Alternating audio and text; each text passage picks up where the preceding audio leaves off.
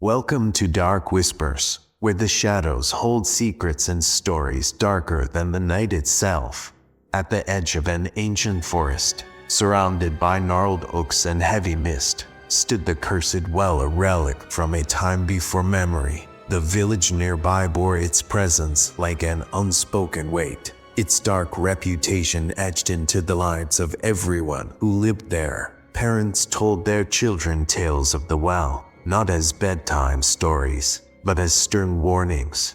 Never speak your desires there, they said. Its waters grant only misery.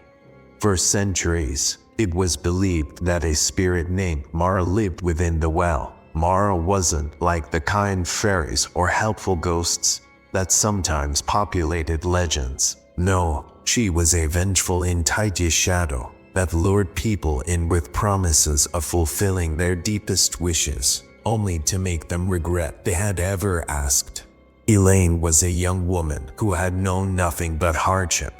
Her parents had passed when she was just a child, leaving her to fend for herself. Life in the village was cruel, harvests were sparse, winters were brutal, and opportunities to escape the cycle of poverty were as rare as rain in a drought. Elaine dreamed of a better life, a life where hunger didn't gnaw at her stomach, and where her name was spoken with respect instead of pity. For years, she'd heard tales of the cursed well but dismissed them as superstition. Surely, no spirit could be so cruel, she thought. But as the years wore on, desperation took hold. Her small field had failed her once again, leaving her with nothing to sell and even less to eat. One evening, as she sat her day by the dying embers of her fire, the whispers of villagers about Mara's supposed power replayed in her mind. "What choice do I have?" she murmured. The night Elaine chose to visit the well was darker than most, with clouds obscuring the moon and casting the forest in an unsettling gloom. She made her way through the woods armed with a small pouch containing her last coins. The path twisted unnaturally, almost as if it wanted to deter her. Yet, Elaine pressed on, her desperation pushing her forward. When she reached the clearing, the well seemed almost alive. The shadows around it, thick and suffocating its stones, were cold to the touch, and the air around it felt unnaturally still. Taking a deep breath, she closed her eyes and whispered, "Mara, if you can hear me, grant me wealth and power beyond my imagination. Free me from this life of suffering." The well gave no reply, but as Elaine dropped her coins into its depths, the sound of their splash echoed far longer than it should have. It was as if the water extended deep into the earth. For a moment, she thought she heard laughter, a faint, chilling sound carried by the wind.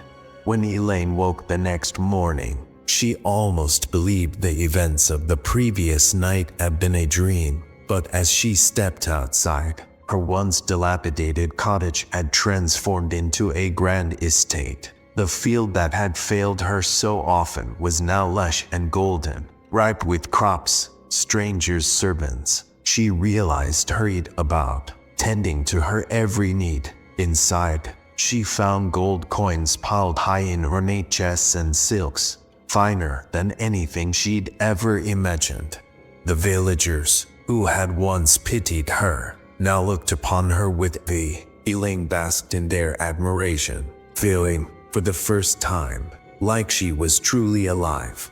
But her joy was short-lived. On the fourth night in her mansion, Elaine began to hear whispers. At first, she thought it was the wind, but as the nights passed, the whispers grew louder, more distinct. They called her name, stretching it out in haunting tones that sent chills down her spine. Elaine.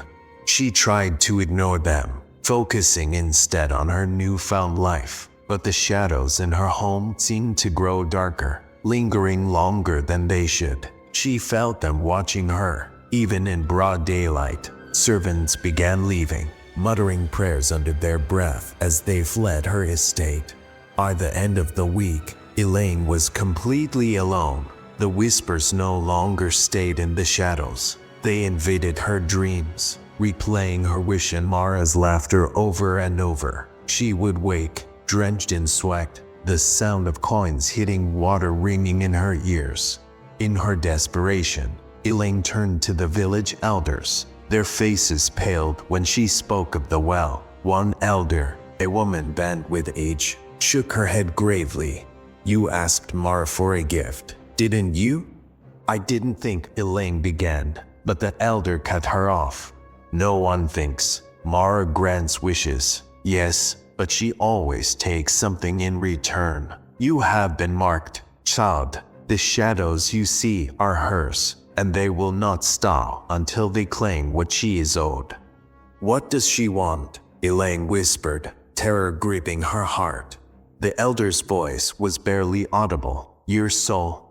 That night, Elaine returned to the well, her heart pounding. She begged and pleaded, throwing handfuls of her riches into the water. "Take it all back," she screamed. "I don't want it anymore. Just leave me alone." But the well remained silent. Suddenly, the shadows around her began to move, forming a figure, a woman shrouded in darkness, her eyes glowing with an eerie light. "You wished for wealth and power," Mara said, her voice smooth and chilling, "and I delivered. Now, I take what is mine." Elaine fell to her knees, sobbing, "Please, spare me." Mara tilted her head, almost amused. "Spare you? No, dear Elaine, you made your choice."